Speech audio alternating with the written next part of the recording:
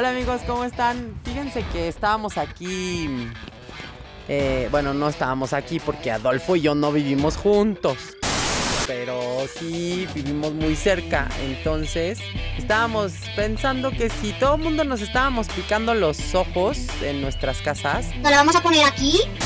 pues había que traer a los amigos, ¿no? Y darles una visitadita en donde sea que estos estuvieran. Así que nos dimos a la tarea de citarlos a algunos, de muchos. Y pues entonces estamos aquí, nos venimos un ratito, muy poquito, muy chiquitito, con todos los cuidados del mundo, al estudio que tenemos. O sea, que tiene Adolfo. ¡Qué galán! Y bueno, vamos aquí a ver qué es lo que nos dicen nuestros amigos hoy, Adolfito, porque hoy sí tenemos día completo con amigos. Sí, bastantes amigos. Una jornada bastante pesada la que tenemos hoy, pero también divertida. Muy divertida, además de todos los continentes de este planeta. Así que quédense porque va a haber gente súper interesante y van a conocer cosas que yo no sabía, como, oye, tú lo de Matt Sosberg, yo no lo sabía. ¿No sabías? No, tú tampoco. No, yo tampoco. Bueno. Pues ustedes tampoco, así que ahorita van a ver de qué se trata. Vámonos, adelante, Charlie, córrela. Vámonos.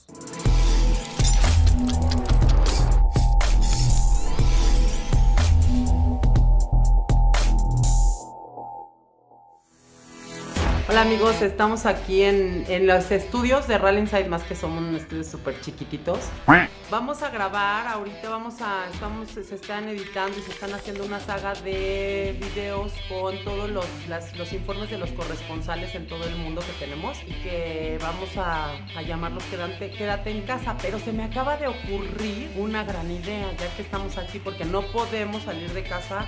Salimos hoy, o sea, yo salí de mi casa para venir y nos encerramos aquí todo el día y luego ya me voy para mi casa en un ratito más. Pero se me acaba de ocurrir que ya que estamos aquí todos y que todo mundo, en todo el mundo está en la casa, ¡Yo no aguanto más a mi mujer!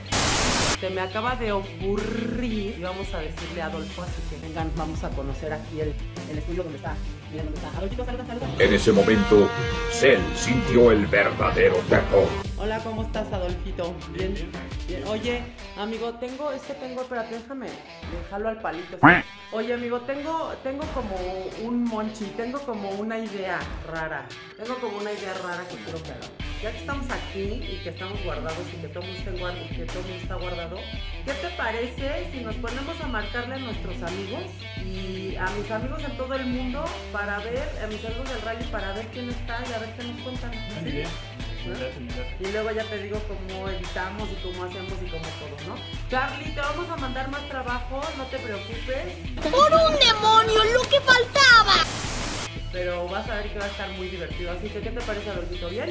¿Listo? Double like. Vamos a ver qué pasa. Vamos a ver qué se nos ocurre. Y ahí está nuestra puerta de Rally Inside más. Todo lindo. Y vamos a empezar a marcarle a todos mis amigos. Voy a sacar mi agenda. ¿Qué irá a suceder? No lo sé, pero algo va a suceder. Vamos a ver, adelante. Bienvenidos a Friends at Home, un programa fresco, único e irreverente. Hoy contamos con la presencia de uno de los copilotos más laureados en la historia del WRC, campeón del mundo con Carlos Sainz, manager general con Subaru World Rally Team, asesor de Volkswagen Motorsport, Luis Moya. Aquí en Rally Inside Plus Internacional. Amigos de Rally Inside más, seguimos con nuestras entrevistas de pura gente importante, porque nada más tenemos pura gente importante. La gente que no es importante no va a estar en este programa. Fin de la historia. Y miren con quién estamos aquí, con una de las personas que yo de verdad más quiero en este mundo, porque, a ver, todas las personas van a escuchar repetidamente que es que los quiero, pero los quiero por algo en particular. Y Luis Moya, además de ser un ícono del tema de los rallies, fue la primera persona que me abrió las puertas con una sonrisa bien chula y además, como que tenemos para escribir un librito de puras anécdotas, Luis Moya, tú y yo, ¿no? ¿Cómo estás, Luisito? Sí, pues muy bien, Ili, muy agradecido, gracias por llamar, encantado, porque a mí hablar contigo me gusta, hablar de carreras también, y hombre, en un momento así, pues oye, estamos todos guardaditos en casa, pues si podemos distraer a alguien y hacerles pasar un ratito agradable, pues de eso se trata, ¿no? Me imagino. Pues yo me imagino, pero contigo cualquiera la pasa un ratito agradable, porque vamos a hablar de cositas. Porque sí es verdad lo que hablábamos ahorita backstage, es muy cierto que sí son momentos difíciles, pero también vamos a tratar de olvidarnos un poquito, vamos a tratar de darle contenido a esta vida con las cosas que nos gustan y pues con la gente que nos gusta. Y en este caso tú nos gustas mucho a todos. Muchas gracias, Ili. Muchas gracias. Oye, Luisito, vamos a empezar. Yo creo que si de alguien tenemos muy claros los momentos dentro de su carrera es de Luis Moya, porque tú junto con Carlos Sainz, o tú solo, o tú como sea, pero siempre te vuelves un ícono. O sea, al final eres un ícono, tienes alguna experiencia icónica que trasciende y que todos lo conocemos. Pero ahora quiero saber ese momento donde Luis Moya marcó para Luis un antes y un después en su carrera. Hombre, Eli, la contestación es fácil, ¿eh? Sin lugar a dudas, el día que me llamó Carlos Sainz.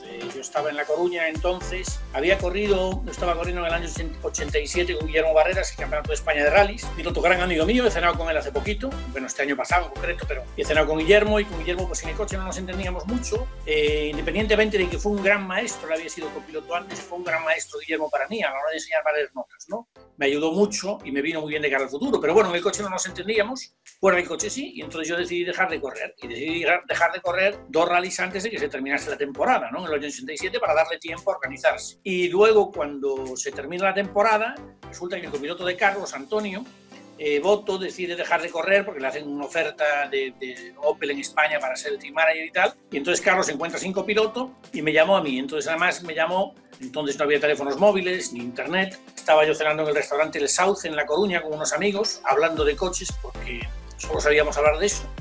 Y entonces Manolo, el del restaurante, viene y me dice: Luis, acaba de llamar tu hermana Lucía, que la llames urgentemente a casa. Y entonces la llamé a Lucía, mi hermana, a casa, y me dice: Luis, te acaba de llamar Carlos Sainz. Vivía entonces con mis padres, que lo llames urgentemente. Entonces llamé a Carlos y ese fue el momento donde mi vida cambió, y además afortunadamente les tendré que estar a mis padres tremendamente agradecidos, porque de pequeñito me enviaron a Inglaterra a aprender inglés. Y la primera pregunta que me hizo Carlos, íbamos a hablar, íbamos a un equipo británico. Inglés.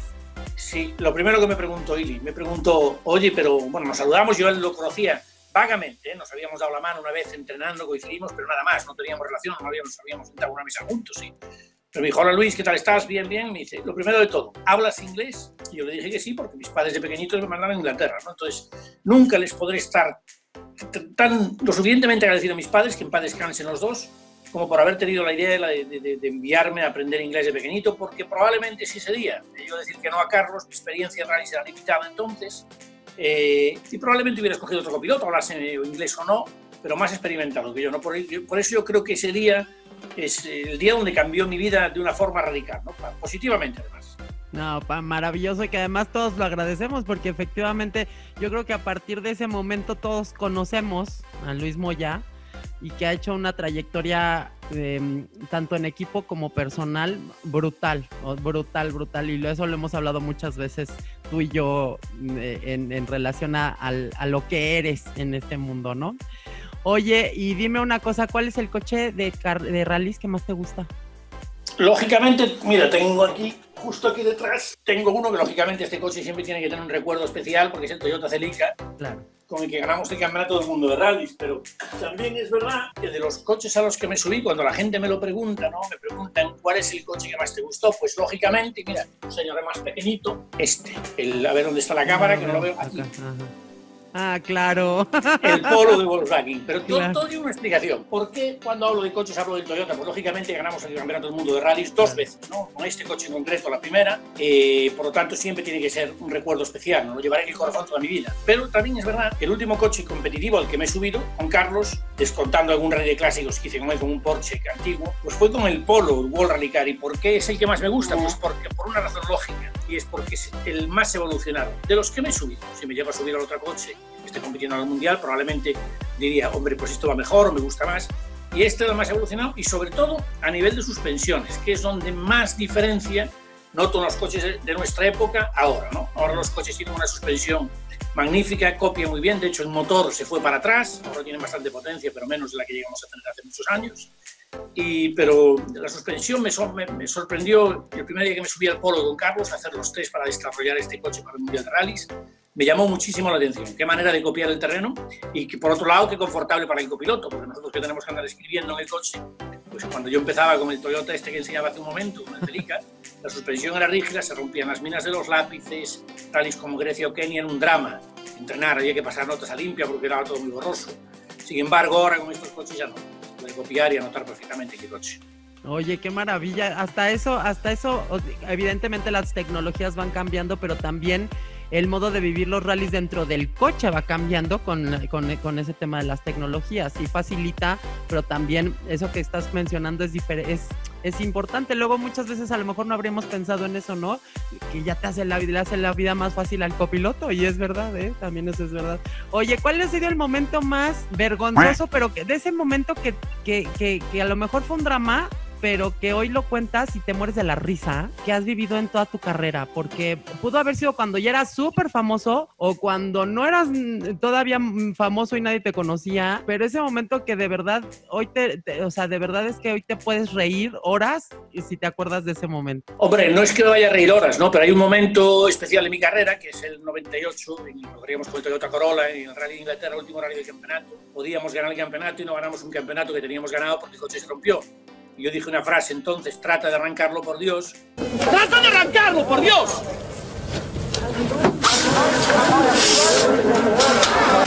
Es una frase que me persigue desde entonces, desde noviembre del año 1998, y lo juro por lo más sagrado que son mis hijos y mi mujer, que no hay semana que pase que alguien no me lo recuerde. Claro. Pero como soy una persona tremendamente positiva, yo siempre le doy la vuelta a todo, porque creo que en la vida, Ili, todo tiene una parte positiva, absolutamente todo, incluso la situación más dramática. Lo único que hay que tener es ganas de verla, ¿no? Y yo siempre busco y escarbo a ver cómo puedo encontrar la parte positiva y la acabo encontrando, ¿no? Y en esto, pues cuando yo le dije a Carlos, trata de arrancarlo, había un agujero así en el motor, eso yo no iba a arrancar en la vida.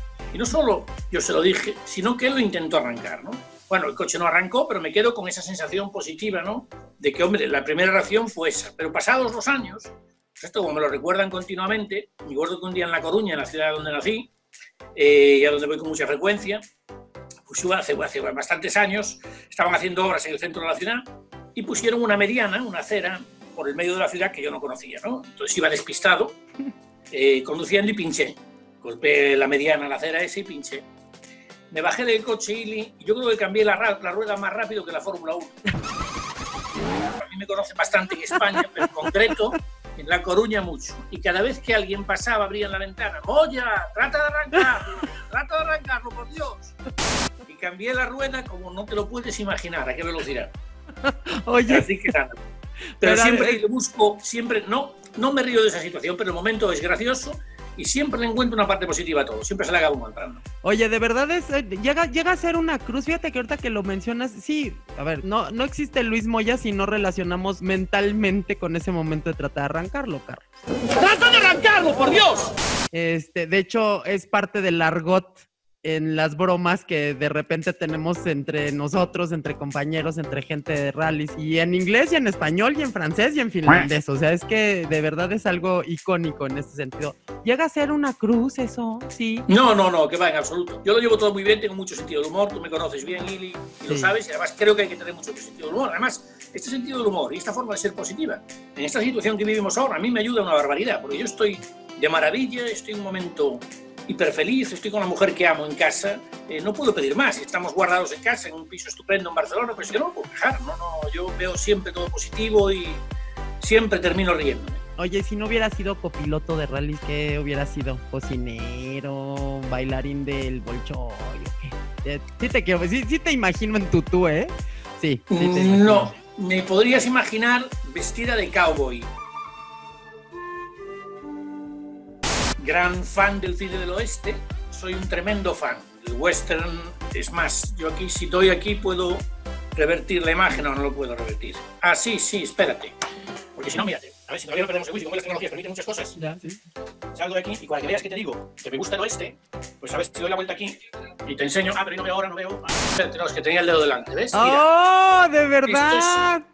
Esto es aprovechando estos días, pues esto es un rincón de casa donde me he puesto todas las cosas del oeste que conservo, porque soy un auténtico cowboy, y bueno, de mentira, porque no soy de verdad, una colección de muñequitos de plomo, libros, los indios, todo esto son cosas del oeste que yo tengo en casa, porque soy un auténtico enfermo. Eso es cuando se presentó la película Sin Perdón, Unforgiven, la de Clint Eastwood, Y todo lo tengo en casa. Y luego aquí un poquito más aquí es donde está toda mi colección de películas. Tengo algo más de 400 películas del oeste, clasificadas, ordenadas por directores.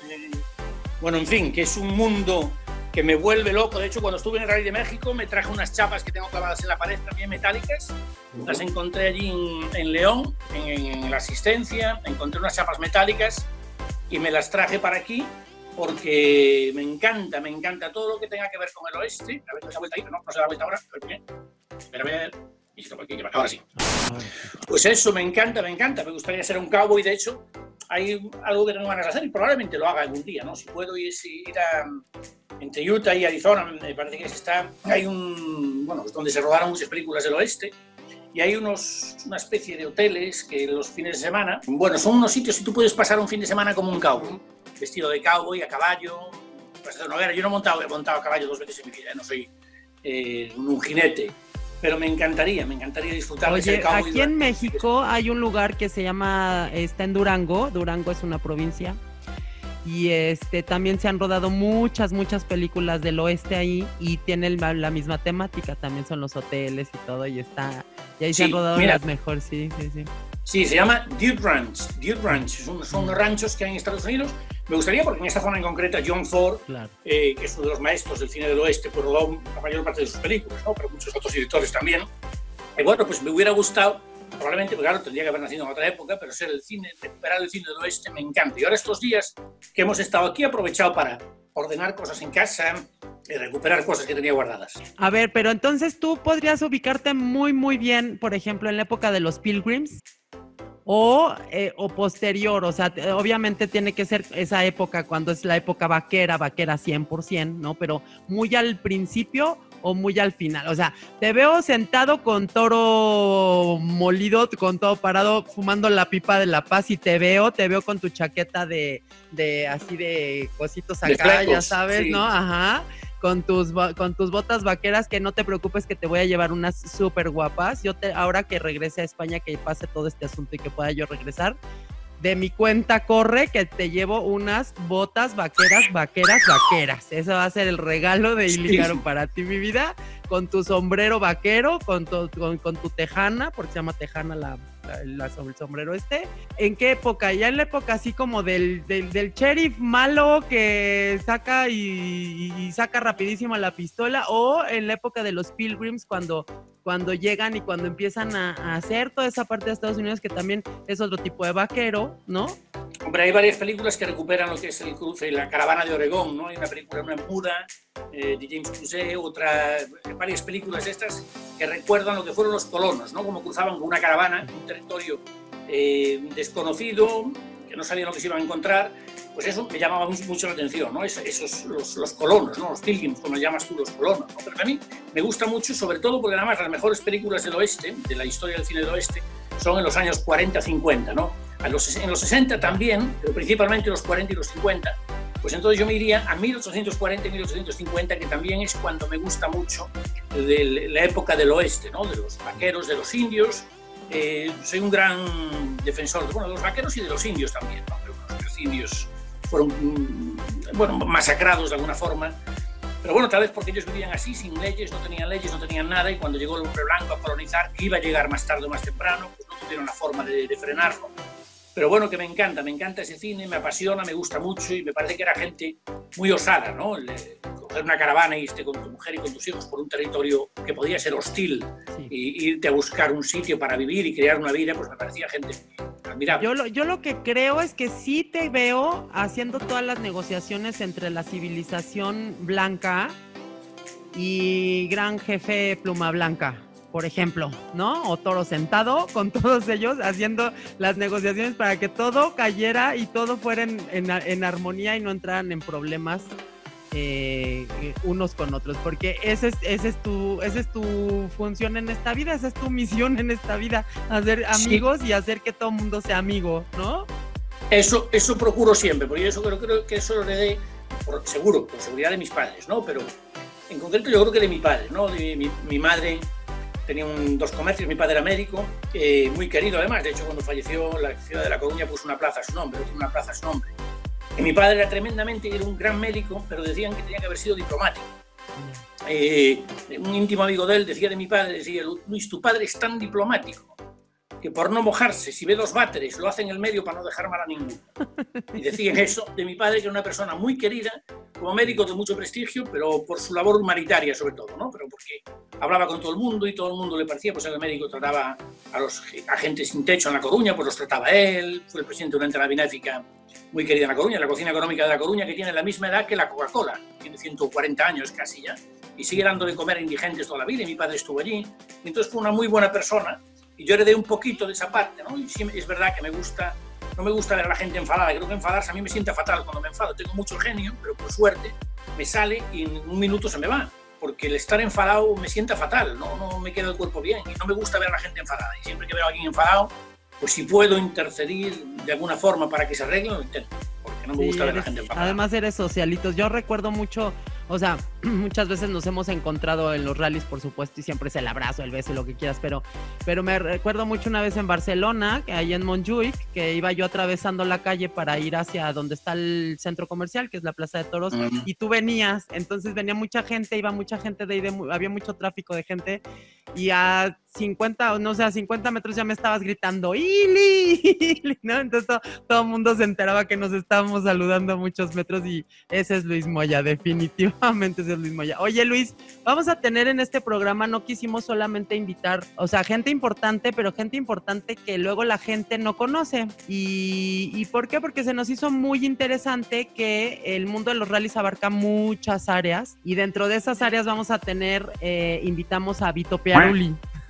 Cuéntanos una historia. Hombre, por culpa de Vito, porque fue un liante. Él y su cuñado, pero principalmente él. Fue un auténtico liante. Yo me presenté en el Rally de San Marino en el 2012 con Carlos Sainz, con el Polo, porque Volkswagen quiso que el debut del Volkswagen Polo a nivel internacional para llegar a la prensa deportiva, pues fuese en el Rally de San Marino. Y allí fuimos, allí nos conocimos con Vito. Yo no lo conocía, había ido a hablar de él, pero no lo conocía. Y nos conocimos, y luego un día que si hablamos un poquito más, que si no sé qué, y luego pues hablamos con mucha frecuencia, y la verdad me he liado porque todos los días, Vito todos los años, bueno, es una auténtica revolución, siempre tiene muchas cosas en la cabeza, un hombre muy capaz, gran apasionado y entendido del mundo del motor, y quiere hacer muchas cosas siempre, ¿no? Entonces siempre me está con ideas y a ver qué podemos hacer, y bueno, pues un día me dijo, ¿qué podemos hacer? Y hombre, por Colin Marray, que hace unos años que falleció, y yo soy muy valiente, le dije, hombre, pues vamos a llevar a San Marino a todos los campeones del mundo, que podamos. Bueno, pues al final pudimos llevar casi al 90% de ellos, ¿no? Probablemente, y se presentaron allí, fue un homenaje precioso, así que Vito es un tío... Yo estuve ahí, invitada por ti.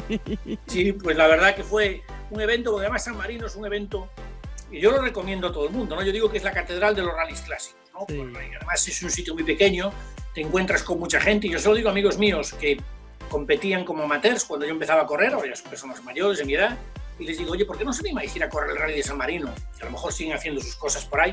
Digo, iros al Rally de San Marino porque coinciden un día, pues a lo mejor con Carlos Sainz, con Cancún, con Marc Wale, con los ves a todos allí de mono. Digo, hombre, pues es un ambiente bárbaro. Y a mí la verdad que el Rally de San Marino, Rally Legend en San Marino, creo que es, bueno, yo lo definí así, la catedral de los rallies clásicos. Sí, así es. Pues muy bien, me parece estupendísimo.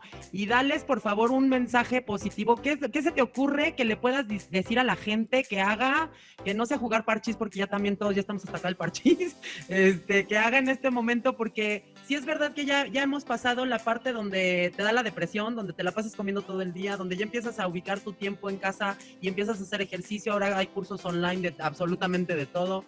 Empiezas a hacer productivo tu tiempo, etcétera, etcétera. Por supuesto os voy a hablar del deporte. El deporte tengo que hablar porque creo que el deporte físico es muy importante para ordenar la cabeza, y más en estos momentos.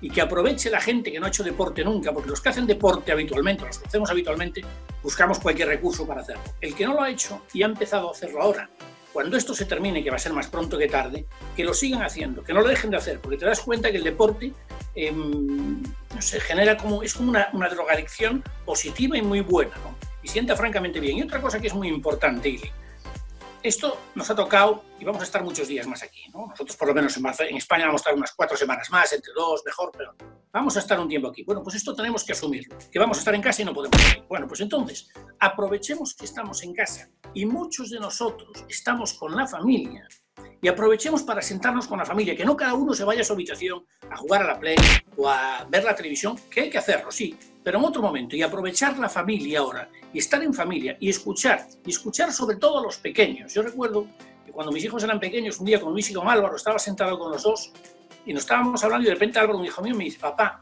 es que los mayores no escucháis a los niños. Y me quedé mirándolo y digo: Álvaro, tienes razón. Y muchas veces tenemos que escucharlos, siempre tenemos que escucharlos, pero es que muchas veces tienen más razón que nosotros y son tremendamente ocurrentes. Y se les pueden ocurrir cosas que no se nos ocurren. Entonces aprovechemos ahora el momento de estar con la familia para aprovechar y sacar este partido de ellos, ¿no? Que nunca vamos a estar tanto con la familia como vamos a estar ahora. Pues aprovechemos. A lo mejor hay gente que le ha tocado vivir con su familia esto ahora, cuando a lo mejor uno vive en una ciudad y otro en otra y no se ven casi nunca. Pues aprovecharlo, pero aprovecharlo para hablar y para charlar. Y, por supuesto, conectar la televisión lo menos posible. Las noticias. Verlas, sí. Yo la veo una vez al día, que es por la noche, y los titulares nada más. Es verdad que tenemos que estar informados, pero es una película de terror muchas veces, ¿no? Y entonces estar viendo cuántos se murieron, y cuántos van a vivir, y cuántos ataúdes, y cuánto no sé qué. Y eso influye muy negativamente en nosotros, ¿no? Por lo tanto, ver un poco las noticias, sí, porque tenemos que estar al tanto de lo que pasa, pero nada más, ¿eh? Y volver a una rutina diaria y luego ser planificador. Por las noches, cuando me acuesto, sé lo que voy a hacer al día siguiente. Soy muy, como se dice en España, muy marujita, mucho de mi casa, ordeno mucho, me paso el día ordenando, limpiando, haciendo deporte, y de verdad, llevamos un mes en España metidos, no he tenido tiempo a aburrirme todavía, no he parado de hacer cosas. Maravilloso. Y además, a ver, para muestra basta un botón. Tú eres ¿cómo se llama? La prueba fehaciente de que con el deporte los problemas de salud más difíciles se sobrellevan, y se sobrellevan de una manera descomunal, porque lo que tú has tenido, que todo el mundo sabe, no ha sido fácil, y sin embargo a mí me ha tocado verte allá, por ejemplo, en San Marino, que antes de todo te echas no sé cuántos metros nadando, te echas no sé cuántos, o sea, y al final, ¿qué pasa? Que cuando hubo que responder tu cuerpo con salud ante un problema que has presentado, pues se respondió como tenía que ser. Y tú estás aquí y estás con nosotros, y estamos todos bien contentos de que estés aquí y estés con nosotros y dándonos estos consejos. Luis, quédate en casa, ¿no? ¿O qué? Sí, seguro. En casa estamos, pero que además, fíjate que hay veces que me llama la atención cuando salgo y voy al supermercado y voy por la calle en Barcelona y veo más gente de la que me gustaría ver. Muy poquita, pero más gente, y sin mascarillas ni sin guantes. Yo cuando salgo a la calle, aunque sea solo a tirar la basura, solo salgo un día a la semana al supermercado. Me he autorizado un día nada más para salir. Y luego cuando salgo a tirar la basura, me pongo unos guantes y me tapo la boca. Y si me cruzo a alguien, los 30 metros que tengo hasta la basura para tirarla y reciclar, si me voy a cruzar a alguien, salgo a la calle y lo evito. Y yo me tapo, pero ¿por qué me tapo yo? Porque la gente que se cruza conmigo no sabe si estoy infectado o no, por respeto a los demás. Entonces yo insisto a toda la gente: taparos, que no cuesta nada, con lo que tengáis, con lo que sea, siempre será mejor. Probablemente unas mascarillas son más eficaces, pero yo me tapo con un buff de estos, lo pongo doble y me intento asegurar, ¿sabes? Intento ser lo más prudente y respetuoso posible. Y vuelvo a casa lo más rápido que puedo, porque yo en casa estoy muy a gusto y digo, creo que lo mejor que podemos hacer es estar en casa lo más posible. Luisito, seguro. Te quiero muchísimo, muchísimas gracias por este tiempo para toda la gente que te ama y te adora de este lado, y que ahora vamos a ser los mensajeros de todo esto contigo. Y yo en lo particular, ya tienes un regalo prometido de mi parte, pero tejanas, te lo llevo como recuerdo, como agradecimiento de este tiempo que nos estás regalando. Y yo en lo particular, sabes que te quiero con todo mi corazón, de verdad me da mucho gusto verte. Qué bueno que estamos bien hablando de estas cosas, y qué bueno que estamos en familia y que estamos siempre juntos, y la tecnología que ayuda un montón ahora, pues es que también pues sí. No se puede, no, o sea, no nos abrazaremos hasta dentro de unos meses, pero de que nos vemos y te mando todo mi cariño, te lo mando con todo mi amor, ¿eh? Pues para vosotros, para ti y para los que nos estén escuchando también, y pensar que cada día falta un día menos para que todo vuelva a la normalidad. Así siempre es. Falta un día menos. Un día más es un día menos, así que exacto. Muy bien. Luisito. Muchos besos. Besos para ti. Chao, Ili. Chao. En el siguiente episodio. Estamos desde Finlandia. Vamos a ver a quién tenemos desde Finlandia. From Finland, Harry Toivonen. No te lo pierdas. Friends at Home de Rally Inside Plus Internacional.